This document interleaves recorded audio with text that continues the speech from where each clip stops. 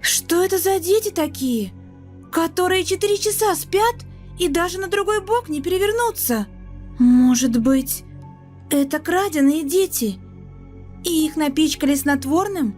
Мне очень захотелось зайти в детскую комнату и посмотреть на детей. Запомни главное правило. Ты не должна заходить в детскую. Мои дети очень спокойные. Они будут спать до моего прихода.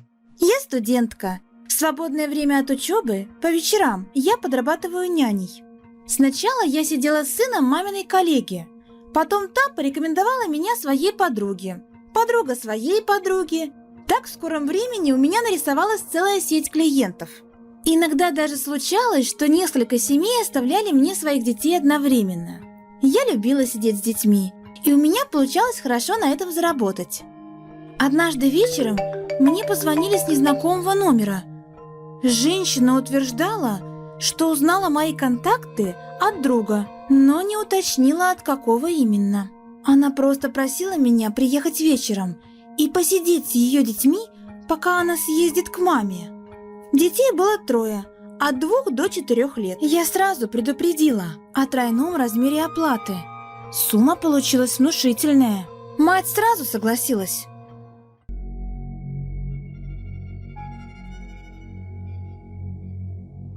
Здравствуй, ты должна быть Вики, няня. Меня зовут Глория. Дети уже спят на 2-м этаже. Они послушные, и с ними проблем не будет. Главное, не шуми, чтобы их не разбудить. И не заходи в их комнату. Они этого не любят. Ты все запомнила? Надеюсь, проблем не будет? Да, не волнуйтесь, я справлюсь.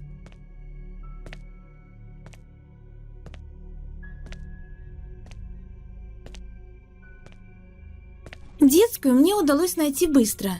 Дверь была приоткрыта. Но сам вид комнаты меня смутил. Какие-то коробки, а детские кроватки были составлены как-то странно. Лиц малышей видно не было. Да и сама детская выглядела как-то очень странно и жутковато. Похоже, эта семья готовится к переезду. Первый этаж дома выглядел не менее странно. Не было личных вещей хозяев. Вся техника была выключена из розеток. Даже холодильник. На кухне вообще вся еда была пластиковая. Муляжи фруктов, ненастоящий пирог. Нигде не валялось ни одной детской игрушки, при том, что здесь живут 3 малышей. Это было очень странно. Около детской стоял диванчик. Я достала свои учебники и стала заниматься. Прошло несколько часов, но никакого движения слышно не было. Что это за дети такие, которые 4 часа спят и даже на другой бок не перевернутся? Может быть, это краденые дети? Или их напичкали снотворным? Мне стало так любопытно. И очень захотелось зайти в детскую комнату и посмотреть на лица малышей.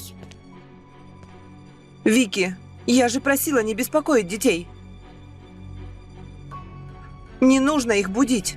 Простите, просто тут так тихо, и они очень давно спят.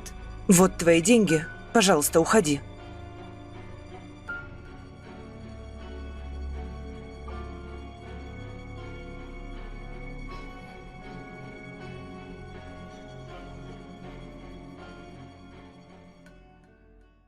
Сама не знаю зачем, но на следующий день я снова поехала в этот жуткий дом. Мне было важно убедиться, что с малышами все в порядке. А я уже думал, что вы не придете. Пойдемте скорее, все вам покажу. Кажется, он принял меня за покупателя дома. Меня зовут Карл, я риэлтор. Меня Джон прислал вместо себя. Это вот гостиная. Там кухня. А кто здесь жил раньше? Здесь жил один старичок. Ветеран войны, герой. Один? А где он сейчас? Переехал? Увы, возраст. Старик скончался месяц назад. Всю войну прошел. Только вот судьба грустная у него. Когда он на фронт ушел, его жену и 3 детишек фашистской бомбой убило. Так и не смог потерю пережить. До войны дедок был кукольным мастером, а когда вернулся, узнал про семью, так умом слегка тронулся. Сделал куклы из оставшихся частей тела своей семьи, точные копии жены и детей. Так и жил с ними здесь. Говорил, живые они. Даже с пенсии деньги кукле в карман всегда клал. Представляете? Да сейчас сами их увидите.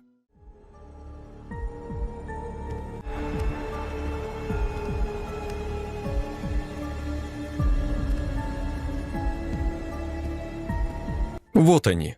В конце недели их в какой-то музей отвезут. Родственники покойного договорились. Как-никак, они произведение искусства. Талантливый человек был.